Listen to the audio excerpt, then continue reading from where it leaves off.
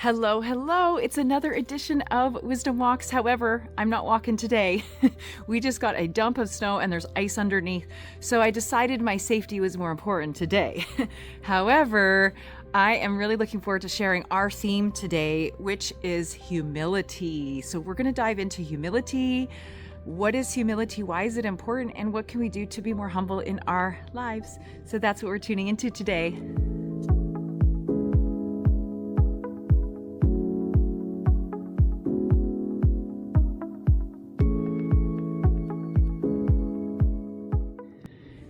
Have you ever been in a situation where you thought you knew, where you had something figured out, and then realized, oh, wait a second, you missed something or you were wrong? Even just the other day, this happened when I was driving with somebody. Any backseat drivers out there? And so I was backseat driving with a friend of mine, and I said, oh, the light's green. And he's like, yeah, but I'm turning. And that was just enough for me to be like, oh, maybe I should have kept my mouth shut. Now, we can go into story about that and say, oh, I'm such an idiot. What was I thinking? Why did I say the thing that I said? Why did I do the thing I did? Humility is not about criticizing. Humility is about surrendering to a deeper understanding that we were made as imperfect beings we're supposed to be, because it provides learning and opportunity and growth for those around us. So when we mess up, yes, we can improve, but we can provide lessons and learnings and a value for other people. And I know we don't often think about that.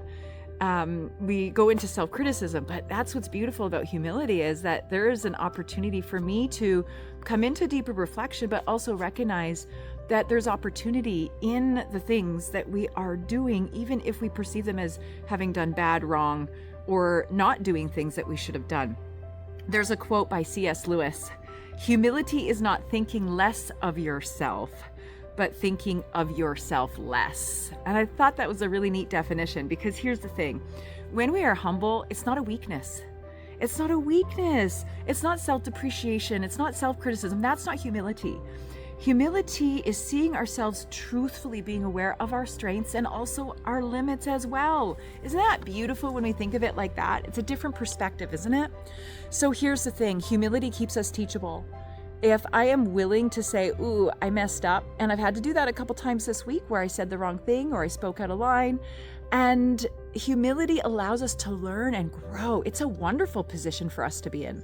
And research actually shows that humble leaders, they make better decisions because they listen more and they learn from feedback. So how powerful is that? I like to think of myself as a really good teacher. And one of the things that I pride myself on is being willing to say, I don't know the answer.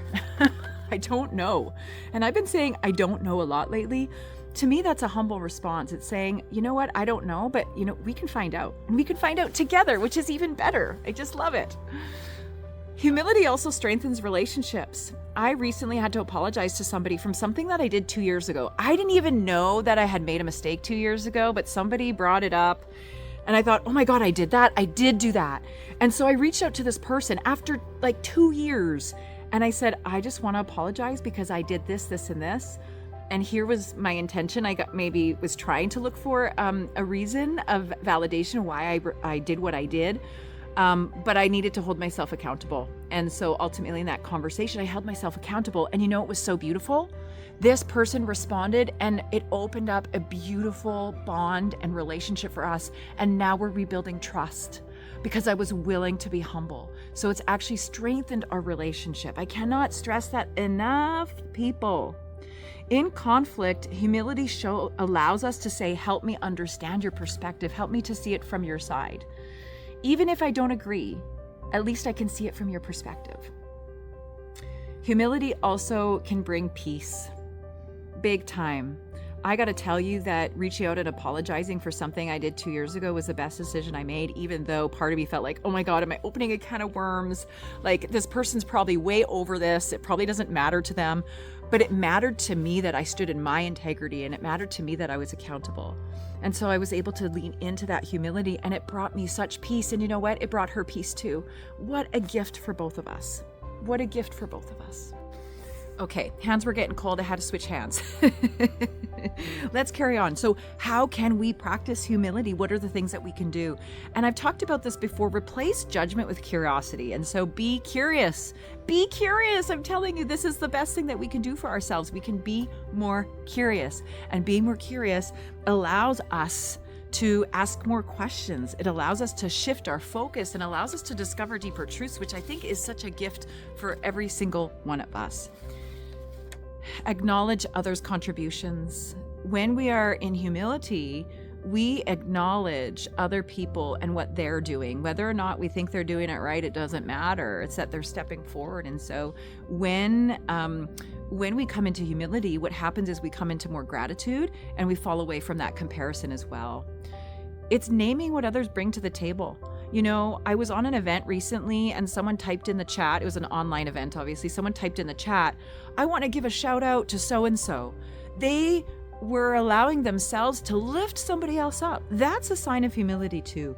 This isn't about putting yourself down, it's about the ability to lift other people up, which I think is amazing. Admitting our mistakes, this is part of it. It's like, I messed up. We are supposed to mess up. Messing up is not a bad thing.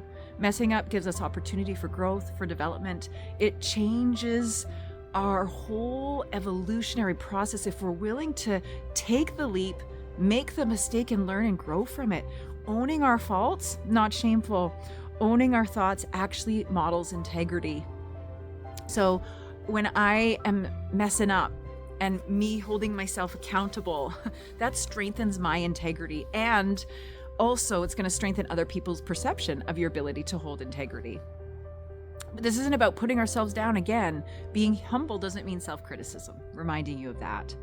So here's the thing. Being humble doesn't mean that we're lowering ourselves. It doesn't mean that we are diminishing ourselves. It actually is about lifting our perspective and our view. It's about seeing a much bigger picture. I talk a lot about opening the aperture. This is what it's about. When we are speaking humbly, when we're acting from a place of humility, we stay open, grateful, and grounded. And so this week I have a challenge for you. This week I'm going to invite you to practice humility once a day, which means listening more deeply, thanking somebody sincerely, or admitting a small mistake with grace. So if you can do that until our next wisdom walk, I would love to hear what transforms in your life. So there it is for today, folks. Be humble. Allow yourself to honor the fact that we are imperfect humans messing things up. And what a gift that is for us. I hope that you've enjoyed today's wisdom walk. Or wisdom talk, I'll call it. I'm going to go inside because my hands are freezing. Bye, everybody. See you next time.